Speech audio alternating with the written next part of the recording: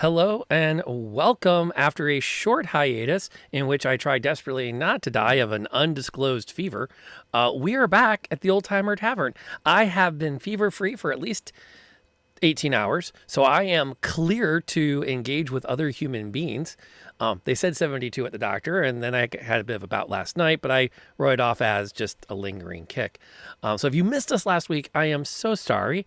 If you did not miss us, my name is Rob, aka Lantern Noir. I'm one of two hosts here at Happy Hour at the Old Timer Tavern, where two old farts who once talked about Thaco were told to shut up and start a podcast. The other old fart would be Graybeard's Tavern. Indeed. I still think that's one of my favorite origin stories.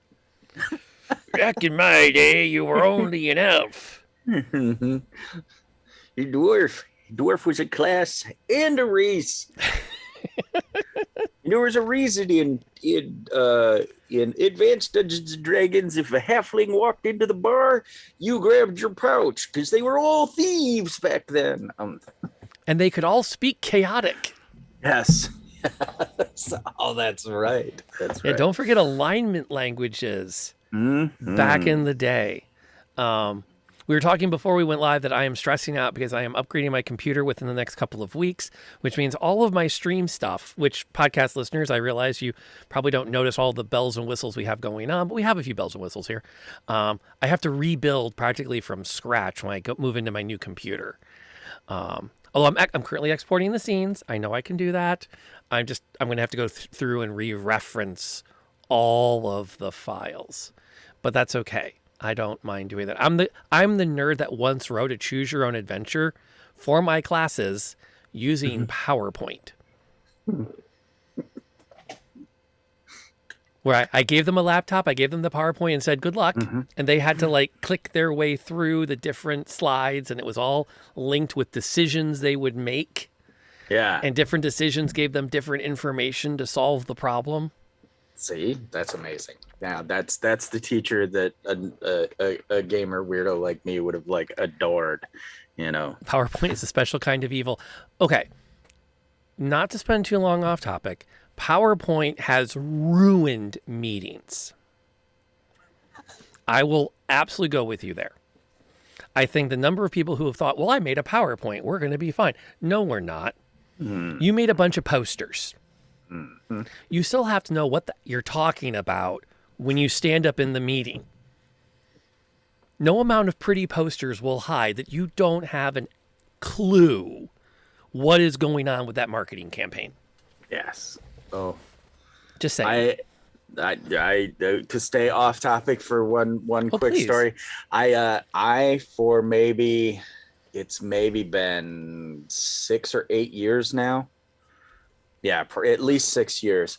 I don't have to go to certain staff meetings because my snoring was interrupting them.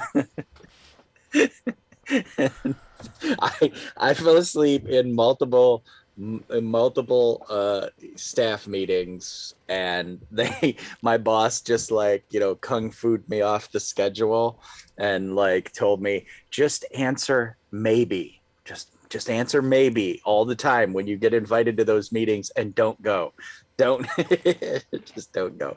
I love my boss. He's got my back. That is the way to do it, my friend. You took the Franklin method. Yeah. Yeah. It was so like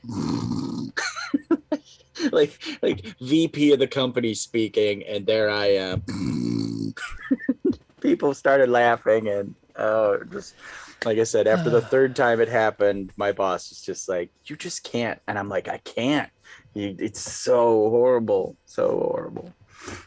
Well, anyway. I will admit, while we're on the topic, there was once I fell asleep during a student presentation.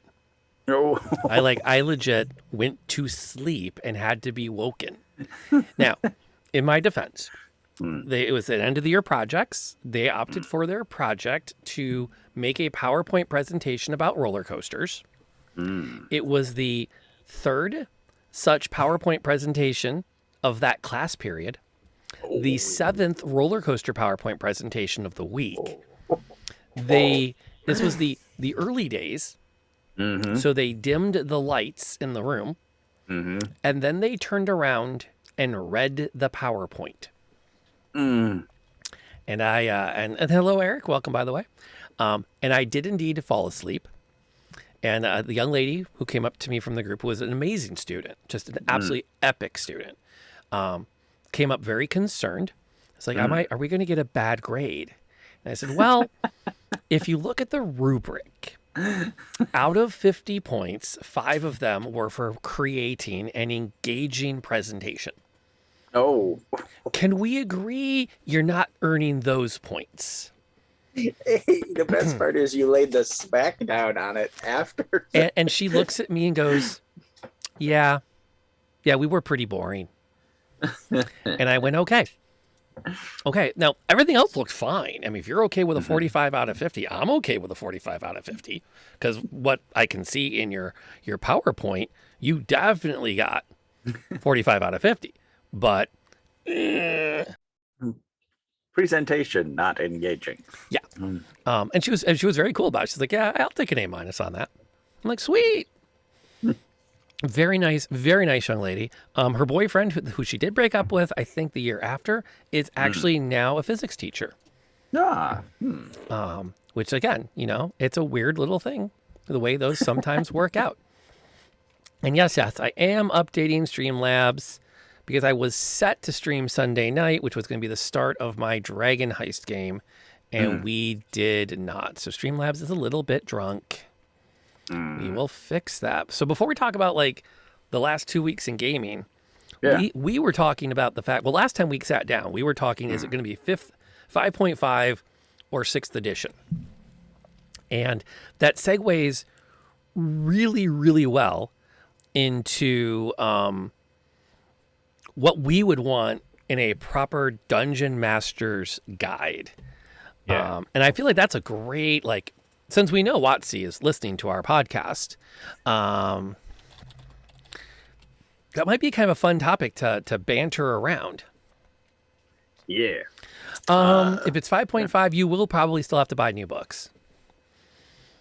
I think that's a legit concern, but I think they're going to streamline enough stuff that you're going to want the newest edition, unless you literally own the entire 5.E catalog. Yeah.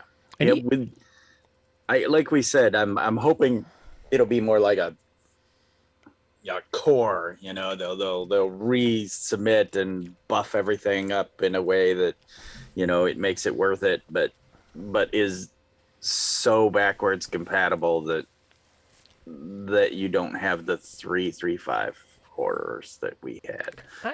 I don't know though. I think when you consider we're going down the topic we went down last time. Yeah. But I will follow slightly. I feel like with the amount of stuff they've put out with the UA and a lot of just the feedback for the min-max crowd, this could be better. Yeah. I think they really are going to do something more significant where you're going to want the new books because they've modified a bunch of the feats and the rules. Maybe they'll throw a bone at us and say, if you have a digital copy, we'll upgrade it for free. Right. With the new feats, at least. They're not going to be organized very well because it's organized on the old system. But and I'll just buy the new stuff because they're probably also going to roll out their own D&D Beyond at that point because they probably don't like sharing the money with another website, which will make me sad on some levels. And on the other hand, make me go, I'm a capitalist at heart. My money's going to go where the product is. Yeah, that's we discussed that last time, but I guess it's pertinent for setup, the bump set spike of this episode. I think that's going to be a big selling point for the new stuff is how do you break the rule or how do you sell more books? Break the rules of the last books. So there's going to be enough stuff to make it a viable sale. Yeah. And that gets into like, I think continuing with now that it's up there, I'm going to slam it down on the other side of the net. That's what I said. Ready for the spike. Is to really revisit how they write the Dungeon Master's Guide. I think there's a lot of elements in the DM's guide that requires some introspection on the part of the writers to recognize the world we live in. And by that I mean any Joe average can pull up on YouTube and watch a D&D game happening. They can pull up Matt Mercer and 10 years of Critical Role episodes now, and they can watch how he DMs and go, okay, I think I might be able to not do that, so I'll watch this guy who's got a smaller audience that I can probably emulate. I can do that. And they can go ahead and follow that lead, which you could not do Right. 15 years ago when they first started working on these. If you think back to where we were back in the old days, how did we learn to Dungeon Master? It fell on the guy who had either enough determination or imagination to either be shoved into the role or to want the role of Dungeon Master. So and to wax historical for a moment, back in the day, when I Dungeon Mastered in middle school, I just read what was in the module book. And if the book said I should read this out loud, I read this out loud. And then I figured out what monsters should attack. And I was barely even a rules referee because everybody knew the rules too. My job was just to keep secret as to where the monsters were so they could go kill them. Well, and like I've told, my first touch with it, I was only 8, and it was me at 8, Mike at 10. Oh my God, I can only remember her character name. Missy was 12, and her older brother Mark was 16, and so we had this 8-year gap between us, and we all played.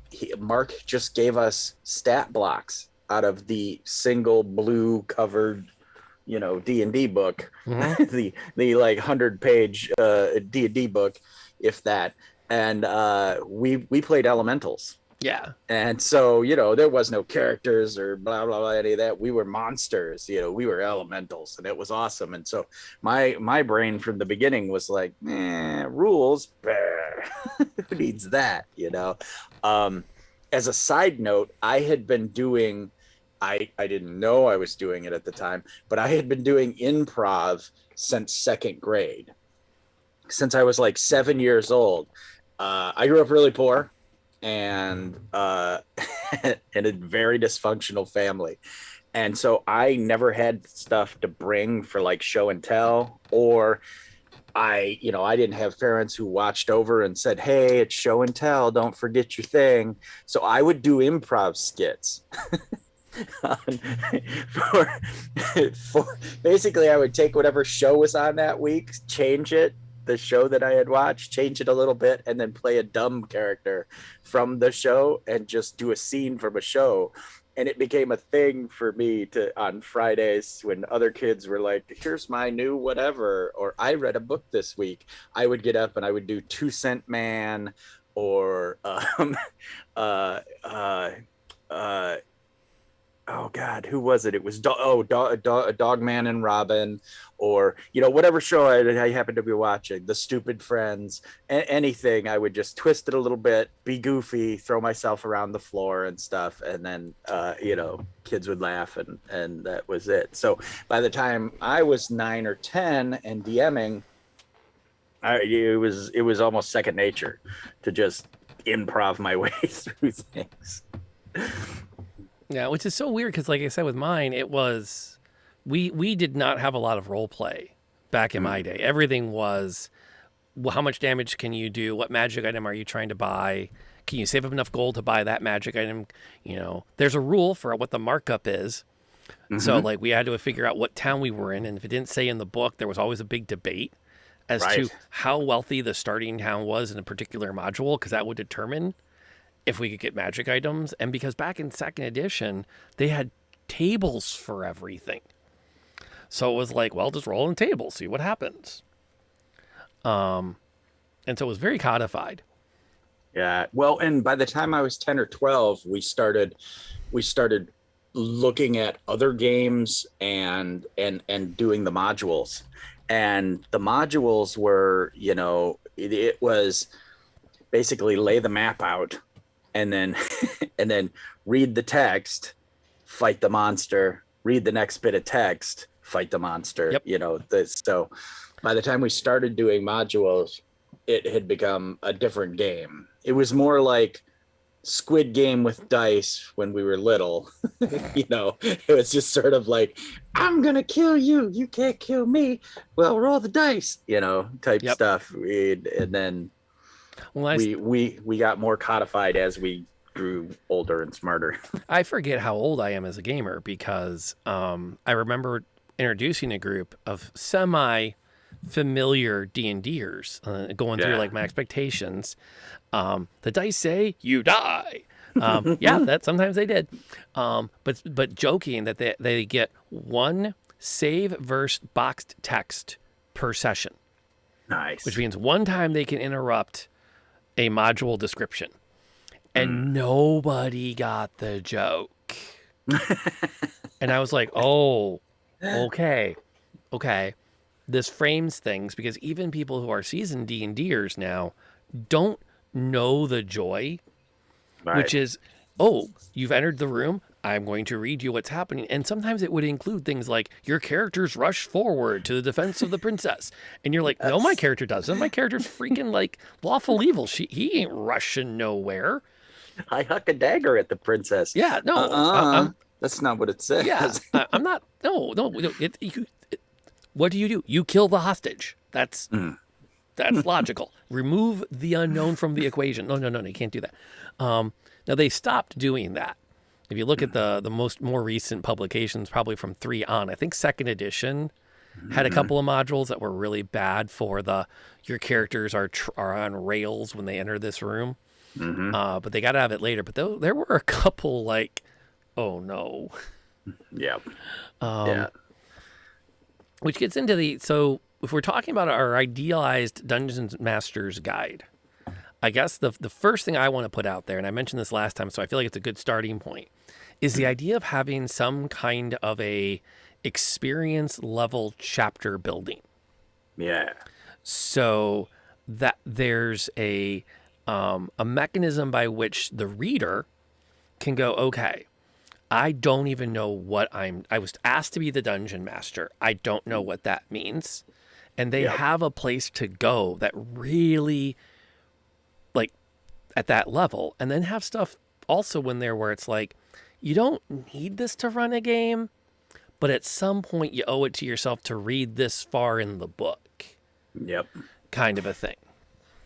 And I think too, it should start with, how to use this book, and then have 3 sections, like I have never run a game before, like you're saying, and that's section 1, and then, hey, I have DM'd before, or I've played other games, or I am an experienced RPG computer player.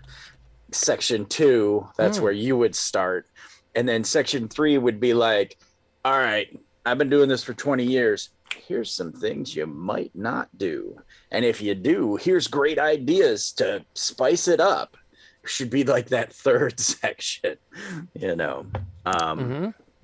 one in the first section, talk about, running modules versus homebrew and, stuff like that. And maybe give them some basics, like don't over prep. And the things that experienced gamers now are the things that they say in their very first video to DMs. Should be in that first chapter. Don't over prep. Only worry about, is everybody having a good time?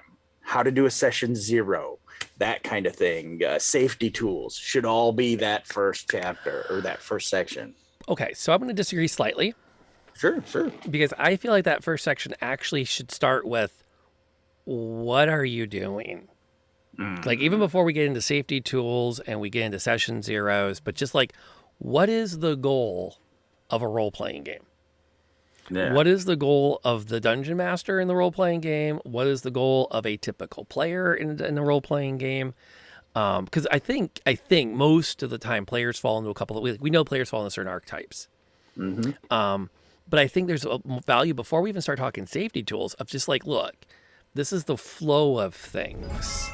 Your job is to probably do X, Y, Z while you're doing it, because I feel like I would be afraid to scare people with safety tools in that first chapter.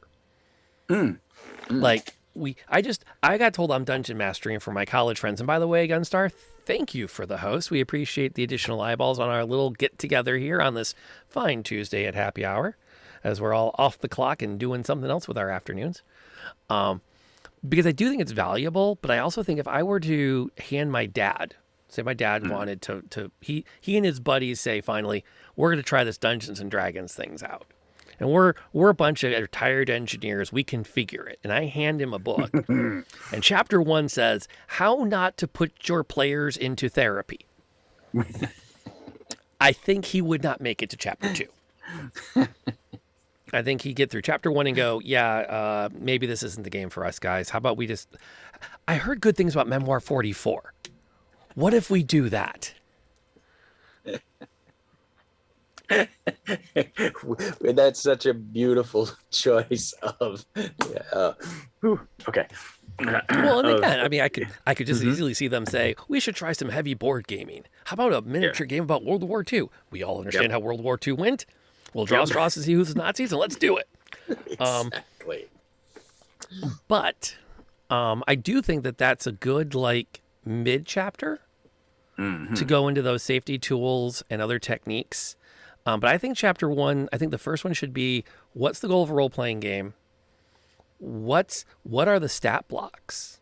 And maybe even consider reprinting a little bit of what's in the player's handbook, but from the DM's point of view. So, like, the player's handbook usually says, oh, when you want to do this thing, you are likely to have to... Strength is usually used to do these things. I see that first chapter is a bit of a... As the dungeon master, as your players describe their actions, here's how you might look for possible rules interpretations. Like, these are kind of what they're leaning towards. Yeah. Kind of a thing. So give them some like storytelling basics or you know, that kind of thing. See, I was thinking more in you'd have like introduction that would kind of talk about that sort of thing, and then I was thinking more of what I would put mechanically in each of those sections. But yeah, and one of the things I always loved as a kid was the little adventures that they would put in that are, you know, they show you the flow, like DM, then players, the caller, the party decides, the caller tells the DM, you know, those really old ones. Every once in a while crack an old book and we'll read those because they're just so beautiful. You know, it's that very, it is not how people play these days, but it's so gorgeous to read and, you know, get the member berries going. You know, you're like, I'm not gonna lie. I think the DM's guide should have a lot of those. I realized the old school way of writing it was not great, but I actually found, for the most part, when I was struggling with a rule, reading through the dialogue of people figuring the rule out, usually, like, I'm thinking about like Shadowrun. There were some mechanics I could not fully grok reading the mechanics on them, but reading through so-and-so is going to, you know, I'm going to cast this spell, gathers up these dice. Yep. And then it explains, you know, she's using this spell at this power level, so she's grabbing these particular dice. She rolls them. She gets these numbers. The DM interprets the numbers, yada, yada, yada. I found those so useful. 5th edition Shadowrun had a ton of that, and it was really good because it had changed up just enough from like 3rd edition that you're right, that made it smooth. So yeah, having conversational rules examples is, yeah, that would be key. Let's see, we'll just write that one down. Yeah. Using conversations to simulate rule clarifications, Yep. I think is really nice. And then you need to have a really effective index to go with that. So, I mean, thinking in terms of a digital book, the more often you can hyperlink, okay, if you're, this rule can be seen in this dialogue. Yeah. Because then you can double dip a little bit. But I thought those were really good. And I think too, if I want to continue with the three sections metaphor, each one of those sections has that index of what was in the prior ones, so that you can, if you do just flip to 3, it's going to outline right there and tell you what was in part 1 and 2. That way, if you dive into 3 and go, ooh, yeah, nope, this is above my level, I want to go with, here in section 2 is, how to resolve conflict or something, it's so that's a great idea. I like that. I think our first chapter too should also have a how to run a published module. And advice better than read the whole thing. Because that's usually what the advice is. Like, you want to run Dragon Heist? Well, just read it. That doesn't help me prepare. So a good place for best practices on running a published event. And I think that's a good section 1, because I'm picturing that we've been watching Critical Role off and on together with our friends, and we think we might give it a stab, but we don't want to do an online paid DM thing. And none of us really have ever done it before, but we want to try it. Boom. Well, Short Straw has to buy the DM's guide. Good luck. So here's a question. As a publisher, how do you feel about the, because this is really popular in textbooks, the features where they have a person and their personal advice on a topic? Ooh. What's your take on including that kind of content? Well, and I think that kind of feeds back into, so for those of us buying 3rd edition stuff, it was so great at the time to have characters have little bits and snippets that were nostalgia, again, that remember berries, I love you, of these characters making mention of things from old modules or old past editions and past books.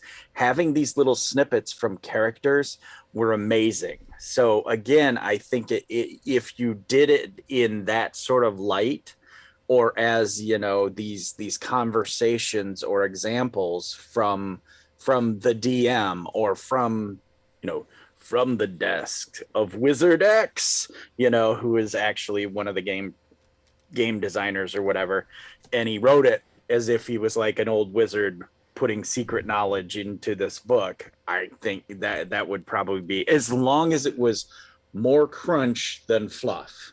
Okay.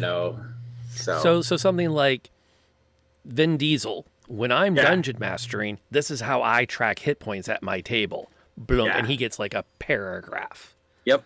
Or, Susan Sarandon, when I played in college, I opted to not use alignment for my characters because we used this alternate system. Yep. Boom. So more than just we're in agreement. It shouldn't just be, you look at it and go, holy crap, I didn't realize that Ian McClellan played Dungeons and Dragons. It's more of a, and that's how he did. Yes. That makes sense. Which, by the way, I don't actually think he did. I think he's just an amazing actor who can do anything you ask him to do. I don't think he's quite that nerdy. He does have a metal band, so the overlap between metal bands and Dungeons and Dragons is not a complete circle, though. Okay, there are some gaps in that Venn diagram. I'm just gonna okay. He did do a really neat interview for the Lord of the Rings turn-based RPG on the Xbox, PlayStation. because I remember unlocking his interview and thinking this was the coolest things ever, because he was like, they asked me to voice this character for a video game, and I don't really get video games. I don't have that mind-eye coordination, which I thought was so adorable. Yeah. And so Ian McClellan. I named him in a tweet storm last week or so as if you could put together a celebrity D&D game, who would it be, and who would play what? And it was like Ian McKellen, Dungeon Master. Blam. Said and done. Just for no other reason than, him being as you open the doors, Oh yeah. Just that voice and presence, and the acting ability. And then, from there it was like, it was like Ryan Reynolds and Chris Evans and Rosario Dawson, and as like bard, rogue, cleric, and then it was Chris Evans as the chaste, innocent, naive cleric, and Charlize Theron as the jaded older paladin. So that you would have this whole religious thing going on, and then Ryan Reynolds was the bard who could never score because everyone was after the innocent, chaste cleric. So there would be this dynamic where, the girls are all fawning over him, and he's like, "Oh, my order, I am chaste," and the bard's like, "Pling," Ryan Reynolds is anyway. And meanwhile, the grizzled, jaded paladin's like, "I go both ways. Come here." Yeah. Yep. I can totally see. I would pay to see that movie. That's what I'm right saying. now. I'm just saying, I would pay to watch that. Yep. And I'm willing to bet if Chris Evans ever hears this podcast, it might happen. Yeah. Because I can see him going, that sounds like fun. Yep. And Reynolds being like, "God damn it. All right, fine." But so we have that idea of how to run a module, how to read it. I think honestly, things that really belong in the DM's guide are good things, especially in that first section about just the mechanics of gaming. Should you use a screen or not? What are the advantages? What are the disadvantages? Conversations I see a lot on the D&D Twitters are things like, do you ever fudge your dice? Right. And they're definitely a hot topic. But I feel like a future DM's guide is not a bad place to introduce a dungeon master to the fact that this is a controversy. Right. Like, this is a thing. And maybe, here are the pros and cons of rolling your dice in the open, of fudging. Because the cons that I always hear about the fudging is how can they trust anything you do then? Well, because you're the dungeon master, and the story, if you're just back there cheating all the time, as long as it's not on rails and the story is good and everybody's having a great time, what does it matter really where the dice fall? Well, then why roll dice? Oh my God. So yes, they're very hot. Well, and that gets into the idea of maybe doing a better job. I want to say 5th edition started this, but I feel like they could do more with it, which is the explaining. There are some people for whom Dungeons and Dragons is a tactical combat simulator. And that is a perfectly valid way of playing, although I do think that those numbers are dwindling as a percentage of the player base. Yeah. And so things like acknowledging, if you are playing with people that are expecting this to be a tactical simulator, you really can't afford to fudge the dice because that's part of the covenant with them. Yeah. Whereas if you are playing in more of a story-based group, a group that's there for the experience, the dice are meant to be strong suggestions, then that kind of just shifts everything a little bit in another direction where you can do things like monster hit points are not codified before a combat starts. Right. I've seen that where somebody said, my combats run 4 rounds, at the end of which either the players are retreating or the monsters are dead. Yeah. And that's it. And I'm like, okay, that's a way to do it. I am under the auspice at this point that I think what I'm going to do if I continue to run Dungeons and Dragons 5th edition. So I'm just going to take all the monsters' hit points and cut them in half because combat is too long. And I just think that I always tell this, I was really excited when 5th edition came out because heroes had a lot of hit points and they did a lot more damage than previous editions. Oh, yeah. But then they upped the monsters' hit points, and I'm like, what was the point? It's just more math. It's just more math, you know. We're looking at you, Frederick, for that damage thing, by the way.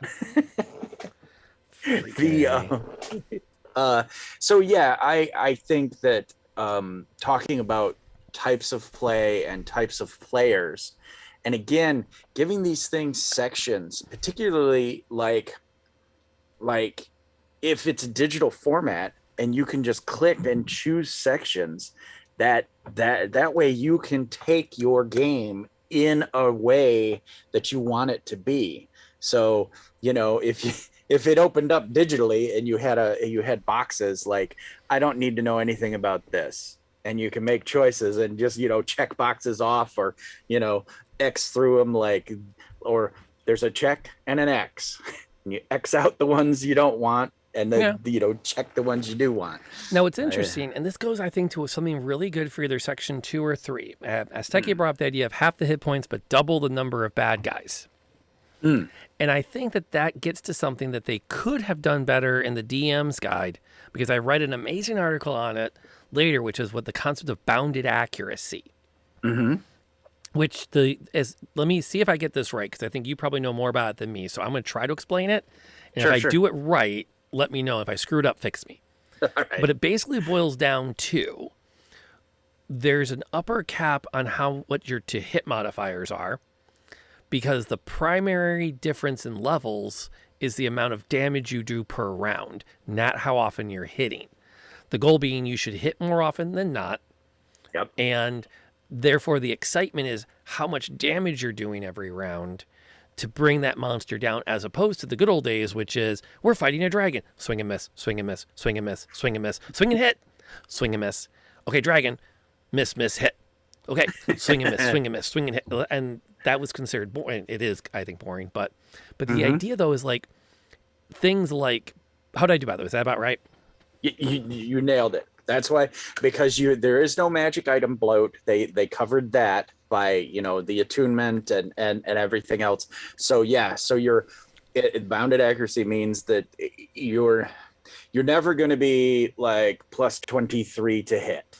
You know, and you're not going to need to be plus 23 to hit. That's the big one. Is the thing, because we fought in 3rd edition. We fought it was a dire fiendish were crocodile, and it had an armor class of 26, and the only one character in the party could reach 26 on hits to hit.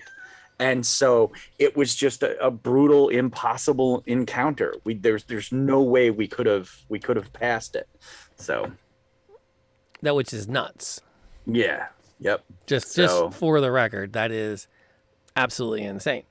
And that gets into things. I'm actually looking something up right now while we talk. But sure. But that gets into another component, which is the idea that as we are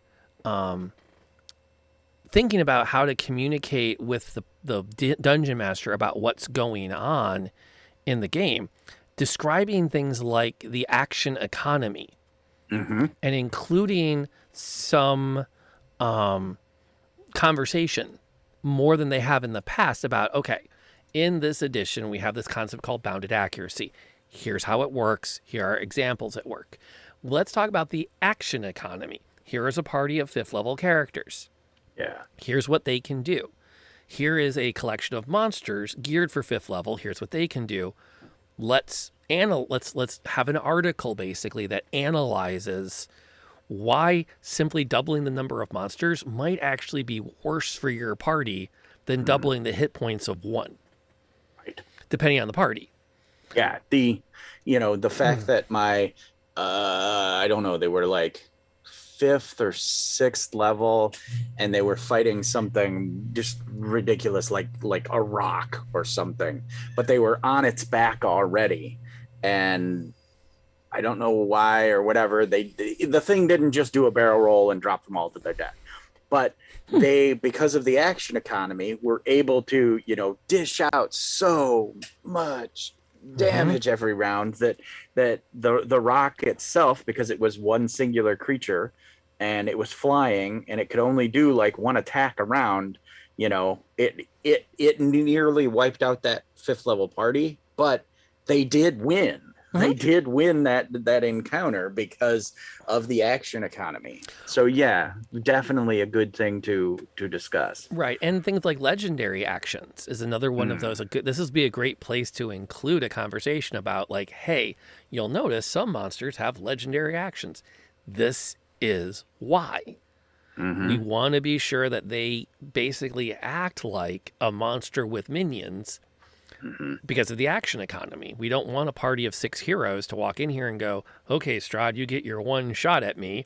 Meanwhile, all this other crap goes down.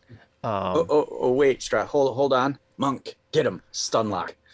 Yeah, no kidding. By the way, I just did a little bit of research while we were sitting here. I pulled up some CR20 monsters. An ancient brass dragon comes in an armor class of 20. A pit fiend, so big, does come in at 300 hit points. Yeah. With an armor class of 19. Yep. So if you have a +5 to hit at 20th level, which is probably low. Well, he is 3, so you're gonna have, say you have a maxed out stat, that's +5, and then a +3 weapon on top of that, you're gonna be +8, so you're gonna hit 50% of the time. Yeah. And that's the thing, is you're up to, that's a 50% hit rate. Got to remember being blessed, because we brought Azteki. Yeah. So we had that D4 on top of that. But that's the point, though, is you're going to hit, which means the real difference is in the damage output. Are you going to bring it down? Are you going to burn it down fast enough compared to how fast it burns you down? Yeah. And that's the kind of thing maybe I'm wrong, but I don't feel like the DM's guide, this last edition, had a good enough conversation about these things. Yeah. Because there's so much other supporting articles out there that should have been published. Well, and I think that it really... So, okay, this is going back. 3 and 3.5 were written to help get rid of its adversarial DMing. They were, there is a rule for everything, and everything has a rule. Amen to that. And that was there because, in earlier editions, this board game, adversarial play existed.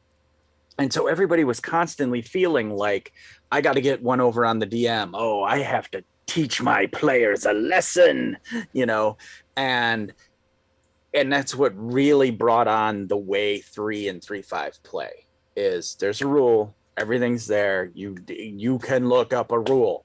If it's not there, you're just storytelling.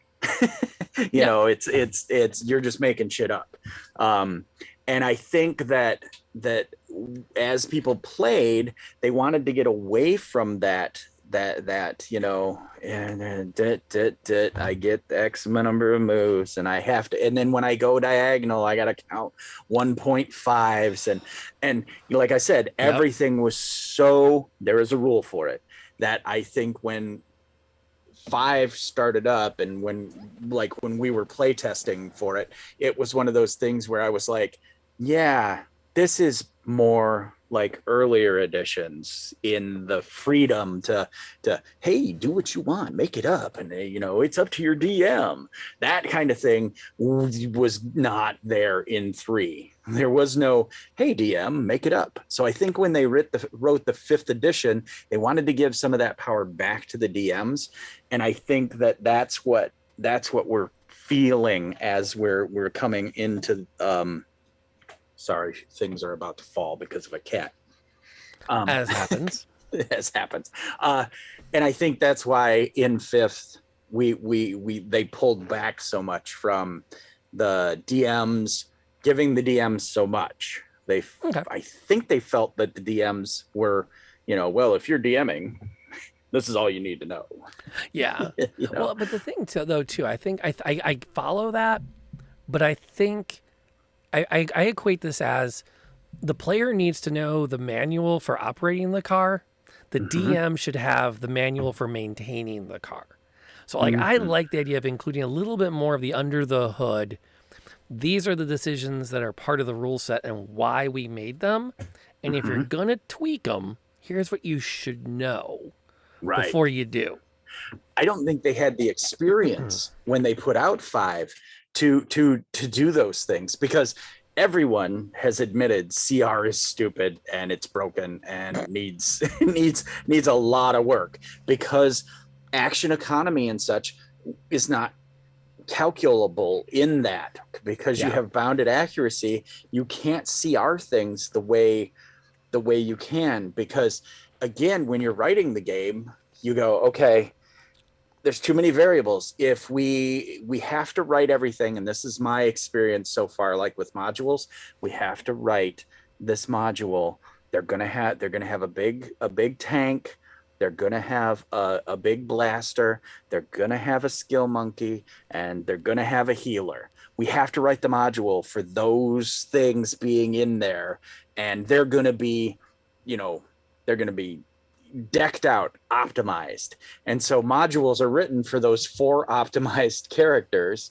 And so if you have a 5th optimized character, or you only have 3 fun characters, the module goes off the rails. And that gets into another good place to include in here okay, this is the way our content is being written. If you are not working with this group, here are some things you need to do, and maybe even codify them for some. Like, look, if you're running with 3 instead of 4 characters, this is the change you need to make. If you're running with characters whose total stat values average, and then you put a number in there, or just you're running with a party that's not using point buy or standard array. Right. There's a good chance you're going to have an underpowered party. This is what you do. I also think I would love a supplement that is nothing but encounters with stat blocks without names. Like, I don't want to know what this thing is called. Right. I just know that there are 4 of them.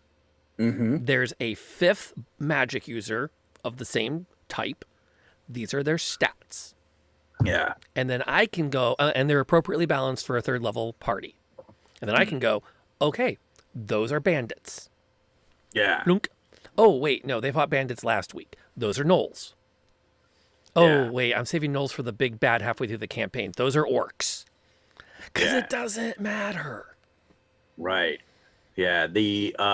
Have it so that there is these chunks that you can that you can grab. And it doesn't matter what 3D printing skin you put on the outside of them.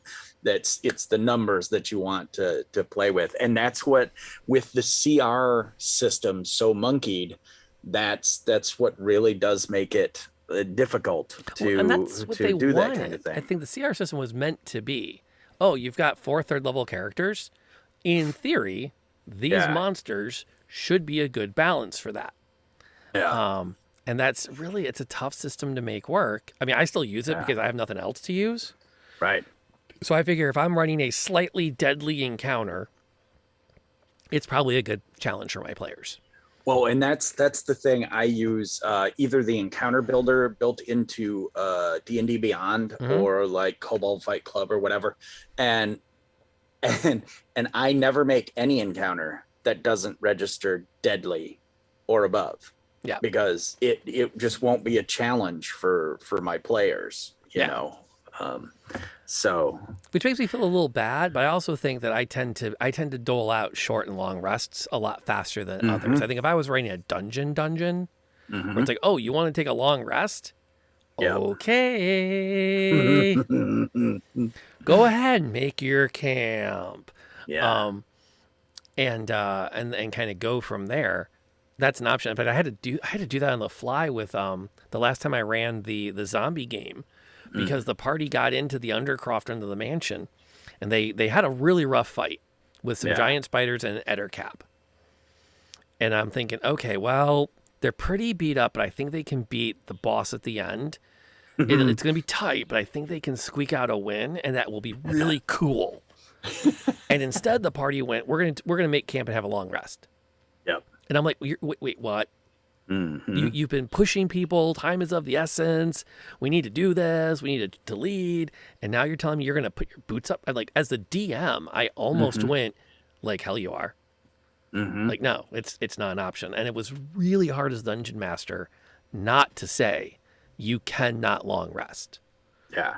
I ended up just going in and like ramping up the hit points on the boss, because it's like, okay, they're coming in fresh off a rest. Got to do something to make it interesting now. Yeah, and that's what I said. It was one of my very first games of fifth edition. The party I was running, I modded out Keep on the Borderland, and the party just kept going in, hitting one room, Nova striking, and then running for home. And so it was this thing where I was like, okay, guys, you realize, then they would reset traps, or the monsters would move around and do different things and stuff. And then it was through that I started to learn that, okay, yeah, the long rest mechanic is really, if they can Nova strike, throw it at all the big spell slots and everything in, and then just walk away, game don't work too well. Yeah, it's not set up for it. I will admit that in Solasta, some of my favorite encounters are when you get ambushed on the road, because you usually have a full blanket of spells, and you usually don't have another combat encounter that day because you're traveling. Right. So you can go all out up against the wall, just blast this sucker, because there's no logical consequence. So I'm like itching to get my Harry Potter group up to 5th level, so my 2 wizards can unlock Fireball. Right. Because then it's going to get scary. Well, and that's in 3rd, they had this party, and they had no blasters types, and it was really funny because my buddy asked me to join, and I said, "Can I play a sorcerer?" And he's like, "Oh." He didn't tell me this, but inside he said, "I just died a little because I'm like." Hate sorcerers, because that was when they began, really, was in 3rd edition. And he's like, I hate them so much and everything, but he didn't tell me that until the campaign was over. So I came in as a pyromancer, and it went like this. Instead of combats running like 13 or 14 rounds, there was one where it was supposed to be a random encounter with some displacer beasts. The displacer beast stalked us at night, and he's like, I hear rustling on the hill, and and my pyromancer stands up and he's like, whoosh, fireball. And he's like, okay, you don't know what it was. It ran away, But it is dead. Yeah, there's no way. Even if it survived the fireball, it was going to go, that's not worth eating. I'm sorry. It's just, I'm out. Oh, so. I prefer prey that doesn't bite back. Exactly. I'm not interested in heartburn tonight, literally. But yes, that's I think one of my complaints in the current publications has not been that transparency about the game design. Now I feel like that's definitely a 3rd section topic. Right. Yeah. Like, but things like giving, and maybe even approaching it from an article point of view. Like, this article is on this topic. This article is on this topic, which I get, you read it and you're done, but it becomes that conversational, hey, these are the decisions that were made. Here's why they were made. Yep. Know what you're doing before you muck with any of them, because there's valid reasons to muck with them. Yeah. You want to run a grimdark game where long rests are few and far between. Sweet. Yep. But that does mean you have to account for X, Y, and Z. And the biggest one to me among X, Y, and Z is player burnout from not doing cool stuff. Right. Well, and that goes into the generational conversation that we've had and stuff where the expectations of players today, I mean, they've all grown up watching anime and manga, and they all this like it's Dragon Ball Z Super Son, and fire and blazing and cracking mountains and air bending and throwing pillars of stone up out of the earth and all that. So when you're like, yes, you can cast mold earth and move 5 feet of dirt, it kind of is like, ah. I want to stomp my foot and the earth cracks apart. And, but even short of that, I mean, I'm thinking back to the old second edition days. Your second level wizard casts magic missile, and then they're about to get hit. So they know they're going to get hit. So the next round they cast shield because there were no reactions. Right. You had to cast it in advance of being attacked, and then you were like, and I'm done. That's my day. For the rest of the game day, I am stabbing with my dagger and using my sling.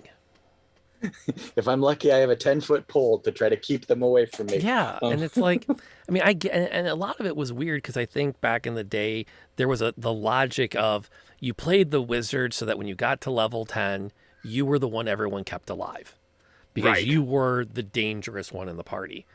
But you were also the dangerous one in the party. So when you walked in the dragon's lair and the dragon saw the dude in the back with the pointy hat, the dragon had one target. Exactly. So there's definitely like some understanding of that. And maybe even an article to discuss, hey, there are players who really like this. Here's how you might want to approach them at your table.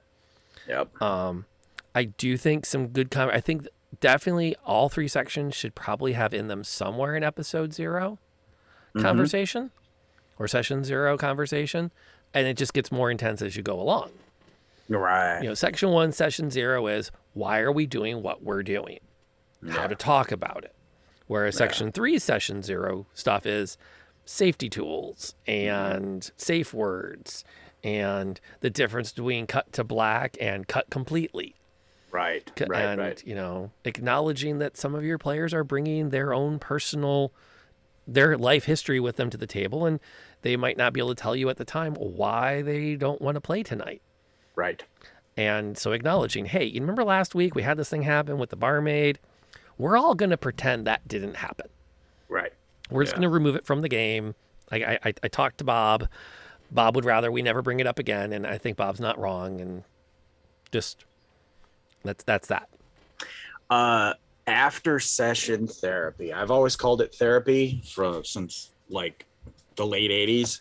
I've always, when we finish a game, I've always called it, all right, therapy. Let's go through this. What we like, what we not like, what's going on with this, what can we do better kind of stuff.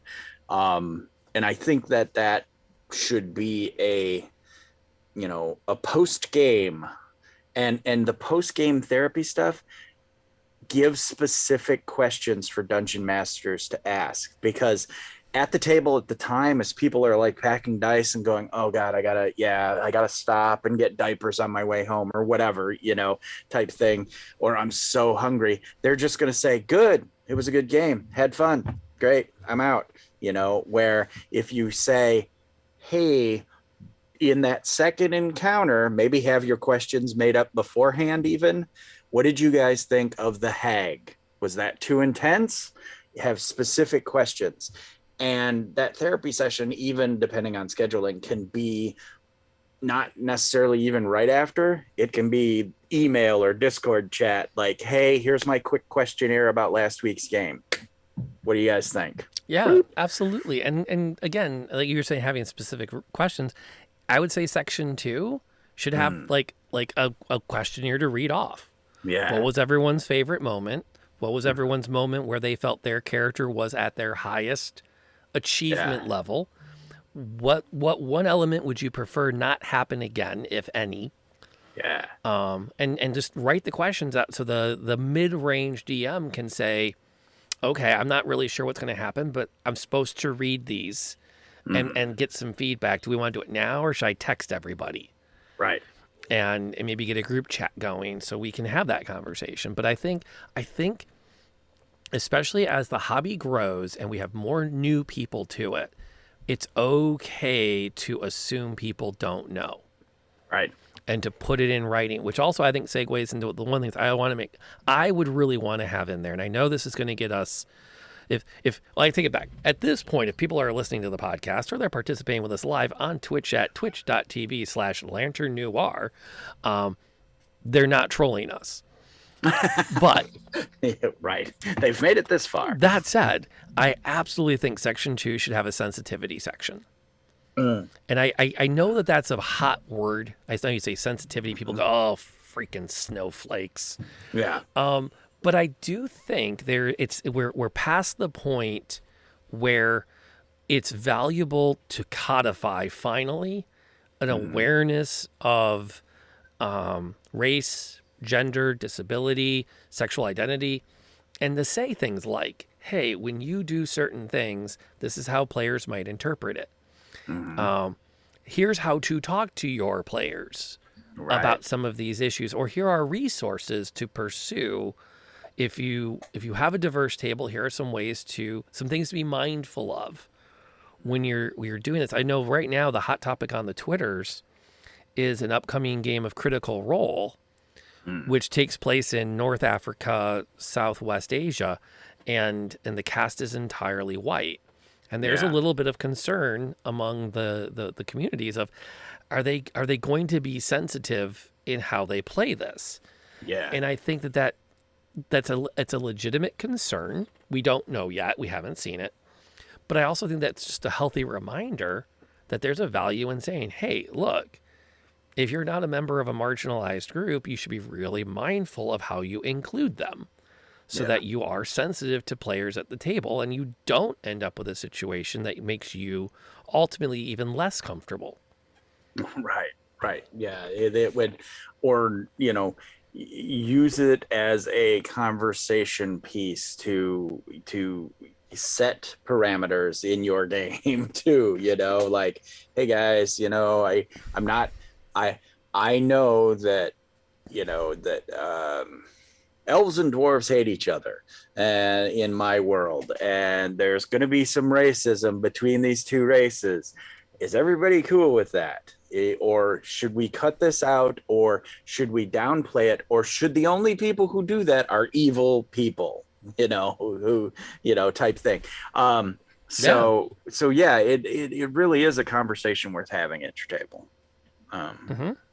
So yeah, and I think something that the D&D publishing has shied away from is being too on the nose, except for when they are literally too on the nose. And by which I mean, when they revised Curse of Strahd, I think there is some value in saying the Vistani are a diverse culture with some good people and some evil people mixed in. Like the idea of an entire group of entire ethnicity really being evil collaborators with nasty ookies is problematic. But I also think some of the changes they made were a little over-changey. Because I do think that, for example, it's that from what I remember, right, they cut a lot of the characters that were drunk, that were Vistani. They made them simply lazy, or they completely removed all negative quantities from them. And I thought, in some ways, like, but wait a second. We can recognize these are two individual characters within the group. Yeah. It's okay for them to have faults. Right. And that's what a lot of people fixated on. They didn't notice, like, hey, we are taking a fictional cultural group that is clearly modeled on a marginalized group in our modern world. Yeah. And we are removing the negative stereotypes from that group, which was A+. Right. And they fixated on the really particulars of like, but this didn't have to change. Well, you're probably not wrong. It probably didn't. But lots of other things did. Can we at least agree on that? And so that's the kind of thing where I think there's a lot of room to say, as a company, we want our tables to be diverse. We want all players welcome at the table. And as the dungeon master, as much as it kind of sucks, it's kind of your job to make sure everyone that wants to play feels welcome as their identity at the table. Yeah. And Yeah. I and well and to go, yeah, to be, and it's a weird line because I mean Nazis were white people, and they were Germans, and but we can all agree they were bad. They were bad people. yes. So it gets weird that you have to remove it from the race or whatever and make it more of a cultural distinction or whatever. I mean, the normal people in Jim Jones's cult were probably pretty nice people, but Jim Jones and the cult itself was not nice people. No, and that gets into that difference between an ethnic stereotype and individual members within, or even an entire group within. Yep. The idea that there were people in Germany who did good things during World War II, and they were not many. Right. I actually find the apathy of the typical German, as we know from our studies of history, is pretty horrific all by itself. Right. But you can't just go, hey, all. Whenever you say all of a group, you automatically run into a headache. Right. But when you say all of a group that people have selected to join, now you got some freedom. Right. Because people have made the choice to affiliate with that group. I made note of it during the prequels for Star Wars. I like to note that the reason there's a droid army is because if you had Qui-Gon and Obi-Wan Cuisinarting other human beings with their lightsabers, that wouldn't have played so well. You'd have problems. Yeah, it's a problem. You'd have problems. I often joked with my brother that it would have been, if instead of Lucas, it was Spielberg doing the prequels, it would have been like Saving Private Jedi, and stormtroopers like picking their arm up and like trying to stick it back onto their shoulder. So yeah. Ew. But I think that there's some room to actually finally come out and say, look, these are some tools that you should be considering. And put it out there finally. I think in a lot of ways I appreciate what WotC has done over the last 4 or 5 years to say, look, we're addressing some of the choices we made that were not always well informed. But I think it's time to be a little more upfront about it. And I think, again, when I talk about being welcome at the table, I also want to clarify, not every player fits every table by virtue of play style. Right. Like, I want to clarify, because I've had that thrown back at me on the internets in the past. Well, I hate the idea of a DM fudging. Are you going to tell me you're going to stop fudging your dice because I don't want it, because I want to be welcome at your table? Well, that's a play style, my friend. You choose that. Yeah. And no, you wouldn't be. Yeah. Honestly, you seem like a nice person, but I don't think we'd enjoy our game. Right. I don't think we would. I don't think we'd be a good match. It's not that I want you to feel unwelcome per se. It's just, let's be honest, I don't think this is the game for you, which is very different than saying you're of a group I don't associate with. Yeah. You are part of a community I don't associate with by virtue of your identity. You're not welcome. That is a deeply problematic statement. Correct. Yeah. The again, play styles differences and things that should definitely be, maybe in the chapter 2 bring it up, or even lightly bring it up in the first section. Like, different players are different things, because like we've said, nowadays D&D is not, it's generally not, here is my friends and we play D&D, and whatever game we play, it's going to be the 5 of us playing, and no matter what, because Chris might just be there to throw the dice, drink a couple beers, while Susan is there to play wacky, weird characters and push the system and make these flowery speeches. and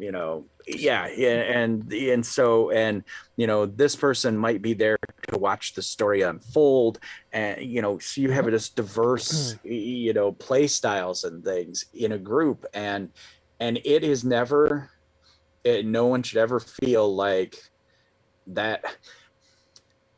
No one should suffer through a game because it's just those are my friends and that's how we play. You should either come to a compromise or feel free to, hey, every other Sunday we don't play with Dave and Chris. Dave and Chris are not part of how we want to storytell, and they can sit in the other room and still be part of the group and play PlayStation for 4 hours. When you role play nerds are done, we'll come back to the table. Exactly. And then maybe that should be in like a chapter 2. Yeah. As like my last thought on everything, as we kind of we're bumping up to the time we got to get home to the other halves. All right. Is that conversation too? Maybe it's an article for chapter 3 or section 3 of when your game group is more than a game group. Mm-hmm. Because I do know that conflict resolution between 5 buddies that have been playing D&D for 20 years is very different than conflict resolution between 5 people that met at the friendly local game store to play a first level module, and they've been hanging out for 2 years. Mm-hmm. Those are just different groups with different expectations for how they interact with each other. And let's just and own it. Like, hey, you are going to make compromises with the guy you went to high school with that you wouldn't make for anybody else. Mm-hmm. And that's okay. I mean, you probably should. Mm-hmm. I mean, all things considered, that's just probably for the best because that's a different relationship. You shaved my butt and numb. It's just a different relationship. We'll go with that. I that level of friendship versus the guy at the game store who you see once you see once a week for the last 50 weeks, so you've seen him 50 times, right? Absolutely. So what have you got coming up in games? Woohoo! Let's talk. So I have, with any luck, we have had a lot of life issues recently, like running the gambit from people trying to finish school to people having sudden new roommates to me. My mother collapsed. Whole other story. We'll talk some other time. Yeah, at her work.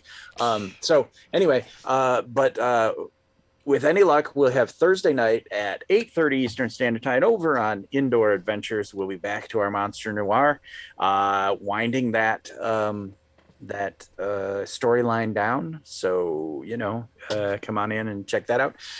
And then I will be back Sunday with Wilder Myth, which I'm having a great time with. I have to say, nothing feels as cool as when you're streaming a game and repeatedly, several weeks now, every time I send out my morning tweet, the game company retweets my tweet. There's just something, it warms the heart. You're like, I love you guys. Thank you for, giving attention to someone who's playing your amazing game. So that's 10-ish Eastern Standard Time, Sunday mornings over on Graybeard Tavern,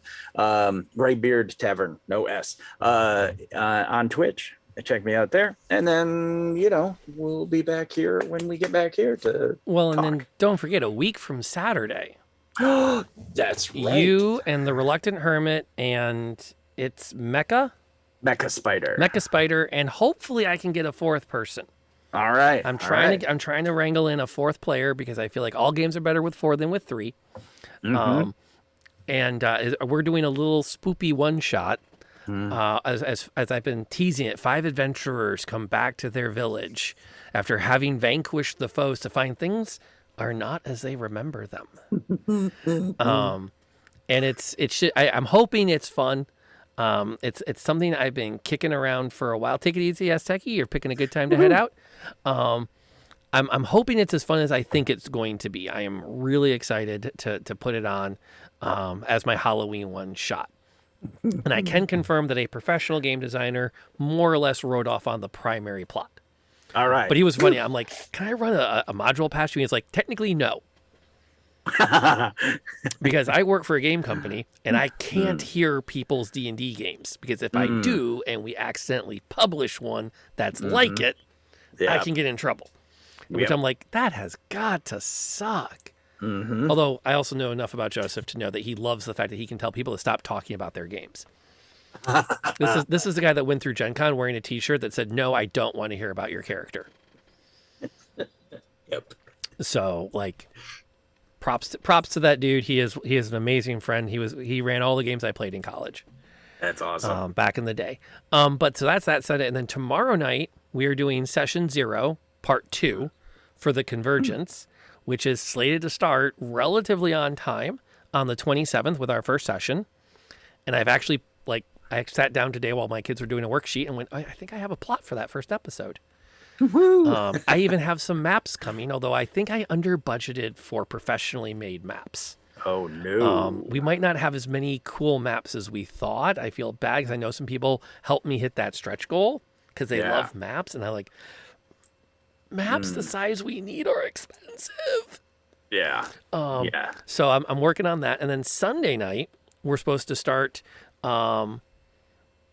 I was going to backtrack a bit. Fair enough. And then we Sunday night we're starting session 0 for find yourself back in a place I have a map for. That's legit. That is legit. I have dungeon tiles, so all of your dungeons look like they are gray. We're starting Dragon Heist. We were supposed to start this Sunday, but I was still sick, and I was going to push through it. And then we had a player who had a migraine. So we said, let's just wait a week. And that's Sunday night. And then this coming Saturday, the 23rd, Candlekeep is supposed to be getting together. Nice. So this is just a whirlwind 2 weeks for me of fun in Dungeons and Dragons and growing the channel and just being just having a blast getting back to playing with people. Yeah, we get to play together for the first time. So it should be fun. Amazing. Yeah, Dwarven Undertaker. That's what I made. So. But if you download this podcast, thank you so much for your attention and your patronage. Please consider leaving us a review on your podcast platform of choice. It helps others find this content and engage with our stream. While you're out there leaving that review, you might consider even pointing yourself at sweetsteam.com, purveyors of fine steampunk themed chocolate, and the promo code Steam Noir will get 5% off your order. Now is a great time to be doing chocolates. We've got the holidays coming up. They make great gifts to your nerdy or non-nerdy friends. Even your Aunt Esther will probably find the Clockwork Orange chocolate funny. She might not find the Hindenburg themed spicy chocolate as funny, but there's some in there she will absolutely adore. And you don't have to worry about it melting in shipment anymore because it's not 100 degrees in the shade. So there you go. They don't need to pack everything in ice, but they will if you ask them. And they are happy sponsors of the stream and all things Lantern Noir. Thank you for coming by. Gray, your parting thought for our podcast partners? Don't be afraid to DM. Get out there, give it a shot. As long as people laugh and come back to your table, you're doing it right. Amen to that. We'll see you all next time. And for everybody who's here on Twitch, because it's so much easier to edit this when I can immediately look at the waveform and go, and that's where I cut the podcast. We got to send y'all somewhere, and I think we're going to go say hey to Kraken, because he is, of all of my buddies that stream and that are currently online right now, he is by far the most supportive of everybody. Sweet. I absolutely adore. Take care, Gunstar. We're glad to have you hanging out with us today. I am amazed at how well he keeps track of what everybody else is doing with their streams and cross promotes. Nice. And encourages people to check out. He is just an amazing content creator, and I'm excited to count him among my friends. Sweet. So say hey when you get there. We are going to go do our things. I'm going out tonight. It is my 19th wedding anniversary today. So the missus and I are going to go. She's going to a parent-teacher conference, and then we're going to go get some dinner because not only have we been married 19 years, but our kids are old enough we can say there's leftovers. You're on your own, and walk out the door. So we're going to take advantage of that. Heck yeah. And it's nice enough here in Michigan we can actually dine outdoors, not be cold. So we can have a COVID-compliant anniversary dinner out. Yeah. Well, thank you, Gunstar. That's amazing. Nice to see you, Gunstar. Have a good one. 19 years, I feel good about it. So when you get there, say hey to Kraken for us. Let him know that we were chatting about D&D, and he's playing through Far Cry, and I'm not going to lie, he's got me wanting to get it. I almost picked it up on Stadia because I'm like, I want to stream this. Mm-hmm. So, yeah. All right. We are going to see y'all next time.